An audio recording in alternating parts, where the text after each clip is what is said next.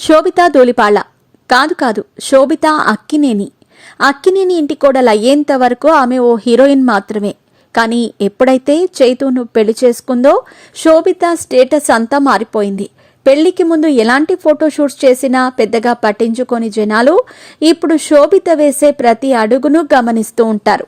Marriage తర్వాత తాజాగా first ఫోటోషూట్తో మరోసారి సోషల్ మీడియాను షేక్ చేస్తోంది. శోభిత 16 అణాల అచ్చ తెలుగు ఆడపడుచు.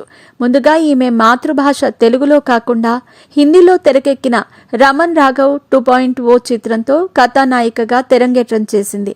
బాలీవుడ్ సినిమాతో ప్రారంభమైన శోభిత కెరీర్ ఆ తర్వాత తెలుగు, తమిళం, మలయాళంలో హీరోయిన్ గా తన లక్ ని పరీక్షించుకుంటుంది శోభిత.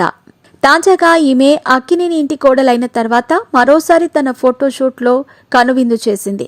మరి పెళ్లి తర్వాత ఈమె గాగ్రా చోళీలో కనువిందు చేసింది. ఇక పెళ్లి తర్వాత ఈమె సినిమాలు చేస్తుందా లేదా అనేది చూడాలి.